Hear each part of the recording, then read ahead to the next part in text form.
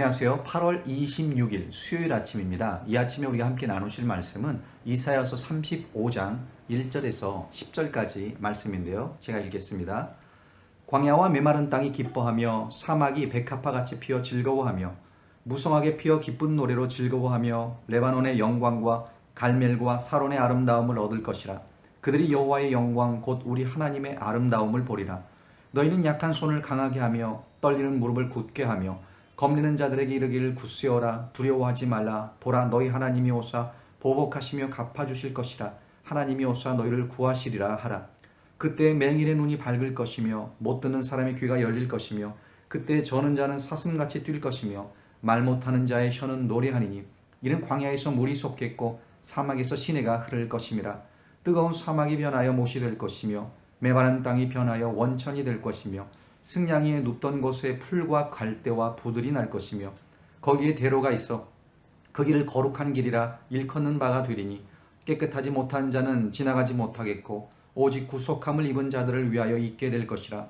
우매한 행위는 그 길로 다니지 못할 것이며 거기에는 사자가 없고 사나운 짐승이 그리로 올라가지 아니하므로 그것을 만나지 못하겠고 오직 구속함을 받은 자만 그리로 행할 것이며 여호와의 속량함을 받은 자들이 돌아오되 노래하며 시온에 이르러 그들의 머리 위에 영영한 희락을 띠고 기쁨과 즐거움을 얻으리니 슬픔과 탄식이 사라지리로다. 아멘.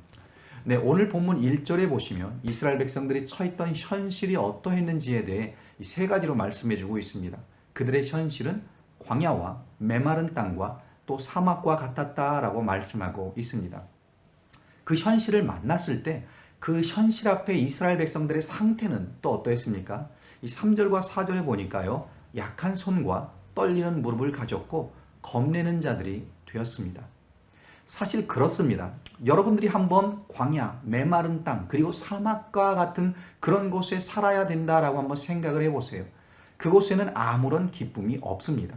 우리를 무기력하게 만들고 소망조차 가질 수 없는 그런 열악한 땅이 바로 이 광야와 같은 땅이에요. 손이 약해질 수밖에 없습니다. 아무리 수고해도 열매를 맺을 수가 없기 때문에 땀 흘려 일을 한다고 해도 광야에서 어떤 결과를 얻을 수 있겠습니까? 얼마나 허무합니까? 이 손이 약해질 수밖에 없는 거예요. 또 떨리는 무릎을 가졌다라고 했어요. 다리에 힘이 없다는 거죠. 앞으로 나아가질 못합니다.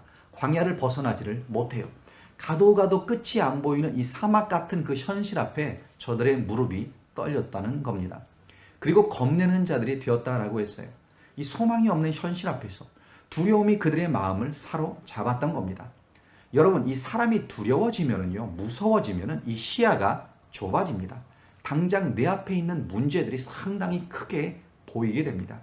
사실 아무것도 아닌데 해결할 수 있고 소망을 가질 수 있고 또 지나보면 충분히 감당할 수 있는 그런 문제였는데 이 두려운 감정에 사로잡혀서 이 시야가 좁아지다 보니까 아무 길도 안 보이는 거예요. 소망이 사라지는 겁니다.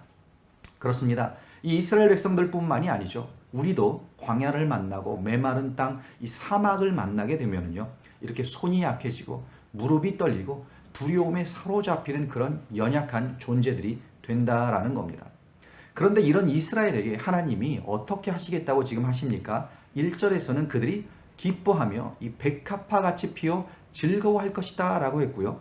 또 2절에서는 레바논의 영광과 갈멜과 사론의 아름다움을 보고 여호와의 영광을 볼 것이다 라고 했습니다. 혹시 여러분들 가운데 이 광야나 메마른 땅, 이 사막과 같은 그런 현실을 지나고 계시는 분이 있다면요, 오늘 말씀 가운데 하나님이 약속하시는 이 기쁨과 즐거움, 또 샤론의 아름다움과 하나님의 영광을 볼 수 있는 이 복을 받아 누리시기를 축원드립니다. 자, 그러면 이 광야의 현실 가운데 있었던 이 이스라엘 백성들이 어떻게 기쁨과 즐거움과 영광을 경험하는 자리로 나아가게 되었을까요? 오늘 본문에서 우리는 당신의 백성을 회복하시는 이 하나님의 특별하신 역사를 발견할 수 있습니다. 제일 먼저 하나님의 역사는요, 이 하나님의 찾아오심으로 시작됩니다. 4절을 한번 보세요. 4절에서 이렇게 말씀합니다. 겁내는 자들에게 이르기를 굳세어라. 두려워하지 말라. 보라, 너희 하나님이 오사 보복하시며 갚아주실 것이라. 하나님이 오사 너희를 구하시리라 하라. 여기 보시면 하나님이 오사, 하나님이 오신다라는 말이 두 번이나 지금 반복되어 나오고 있습니다. 너희 하나님이 오사 갚아주실 것이며 또 하나님이 오사 너희를 구하시리라. 여러분, 우리가 이 땅에서 받을 수 있는 가장 큰 복은요, 바로 이 하나님이 우리에게 오시는 복입니다. 광야 같은 인생 누구나 만나게 되어 있습니다. 살다 보면 메마른 땅을 건너기도 하고 또 사막을 지나기도 합니다. 심지어 아주 큰 풍랑을 만날 수도 있습니다. 그런데 우리가 믿는 하나님이 어떤 분이신가 하면요, 바로 우리에게 오시는 하나님이시다라는 거예요. 하나님이 우리를 찾아오신다는 게 참 중요합니다. 너무 중요합니다. 이것이 왜 중요하냐 하면요, 왜냐하면 우리는 스스로 하나님을 찾을 수 없기 때문에 그렇습니다. 예수님께서 이렇게 말씀하셨어요.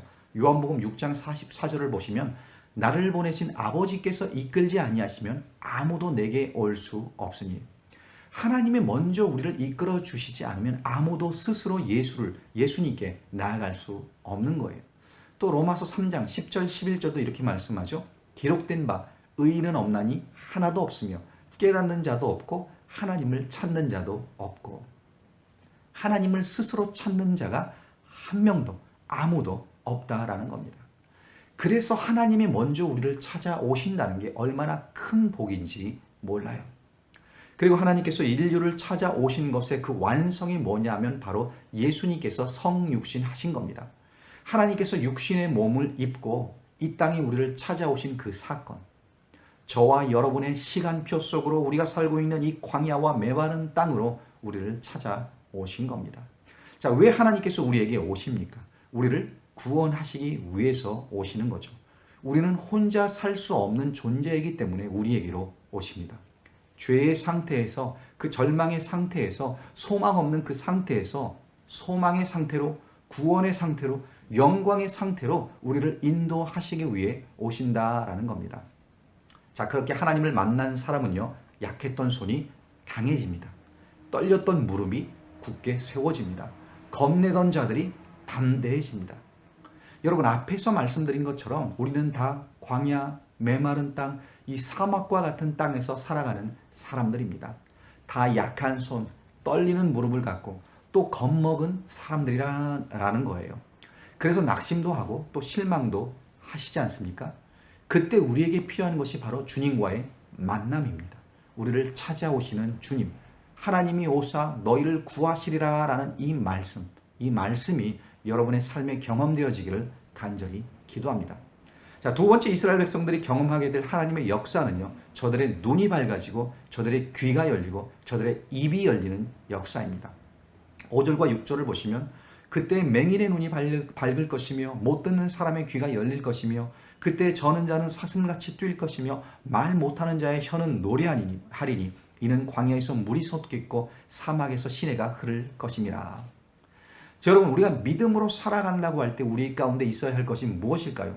바로 하나님의 일하심을 보고 인정할 수 있는 눈과 하나님의 말씀을 듣고 깨달을 수 있는 이 열린 귀와 또 하나님의 역사를 찬양하고 노래할 수 있는 이 입이 있어야 합니다. 사람의 마음이 그런데 두려움에 사로잡히면요, 아까 말씀드린 것처럼 이 시야가 좁혀진다라고 했는데 문제는 커 보이고 하나님은 보이지 않게 됩니다. 이 시야만 좁아지는 것이 아니라 심지어 이 귀도 닫히고 우리의 입도 닫히게 됩니다. 하나님의 말씀이 들려오질 않습니다. 입을 열어도 찬양은커녕 심지어 기도도 나오질 않습니다. 하나님을 만나야 하는데 마치 요나가 하나님을 피해 도망갔던 것처럼 이 현실을 도피하며 하나님이 안 계시듯 살아가게 된다라는 거예요. 그런데 그때 하나님께서 찾아오신다라는 겁니다. 다윗이 이렇게 고백을 했죠. 시편 139편 7절에서 10절에 보면 내가 주의 영을 떠나 어디로 가며 주의 앞에서 어디로 피하리이까? 내가 하늘에 올라갈지라도 거기 계시며 스월에 내 자리를 펼지라도 거기 계시나이다. 내가 새벽 날개를 치며 바다 끝에 가서 거주할지라도 거기서도 주의 손이 나를 인도하시며 주의 오른손이 나를 붙드시리이다. 자, 내가 어디에 있든지 어디에 숨었든지 어디로 도망했든지 하나님께서 나를 찾아오신다라는 이런 고백을 지금 하고 있는 거예요. 숨을 수가 없습니다. 그리고 그것이 얼마나 큰 은혜이고 감사한 일이 되는지 모릅니다. 그렇게 나를 찾아오신 하나님께서 나의 눈을 밝혀주셔서 하나님의 살아계심을 보게 합니다. 나의 귀를 열어주셔서 하나님의 말씀이 들려지게 하십니다. 또한 나의 입도 열어주셔서 그 하나님을 찬양하게 하시고 그 하나님께 기도하게 합니다. 그래서 여러분, 예수 그리스도를 만난 성도는요, 현실 도피하지 않아요. 항상 깨어서 이 다시 오실 주님을 기다리고 또 기도하고 또 기대하는 그런 자세로 살아갑니다. 자, 여러분의 현실은 어떠십니까? 혹 광야, 메마른 땅, 이 사막과 같지는 않으십니까? 또 여러분의 상태는 어떠십니까? 약한 손, 떨리는 무릎, 또 두려운 마음을 갖고 계시진 않으십니까? 그렇다면 여러분을 찾아오시는 그 하나님을 소망하시고 그 하나님을 만나시기를 축원드립니다. 하나님께서 여러분의 눈과 귀와 입을 열어 주실 겁니다. 또한 여러분의 손을 강하게 하시며 떨리는 무릎을 굳게 하시며 그 겁내는 마음을 담대하게 하실 것입니다. 이러한 하나님의 역사 은혜를 경험하시는 우리 모든 베델의 식구들이 되시기를 주님의 이름으로 간절히 축원드립니다. 기도하시겠습니다. 아버지 하나님, 우리가 이 땅을 살아가면서 이렇듯 광야와 같은 메마른 땅과 같은 또한 사막과 같은 그러한 현실들을 만나게 됩니다. 그 현실 앞에 우리의 손이 약해지고 우리의 무릎이 떨리고 또 우리의 심장이 두려움으로 가득 차는 그러한 때를 만날 때가 얼마나 많은지요. 그럼에도 우리를 홀로 내버려 두시지 아니하시고 찾아오시는 하나님, 오사 우리를 구원하여 주시고 오사 우리를 일으켜 세워주시는 그 하나님을 이 아침에 찬양하고 기도합니다. 주여, 주의 백성들의 기도에 응답하여 주시고 눈을 열어주시고 귀를 열어주시고 입을 열어주셔서 하나님과의 깊은 교제가 있게 하시고 하나님의 그 역사를 경험할 수 있게 하여 주시옵소서. 그래야 그 약한 손을 강하게 하시고 떨리는 무릎을 세워주시고 그 두려운 마음을 담대함으로 바꾸어 주시옵소서. 감사드리고 예수님의 이름 받들어 간절히 기도드리옵나이다. 아멘.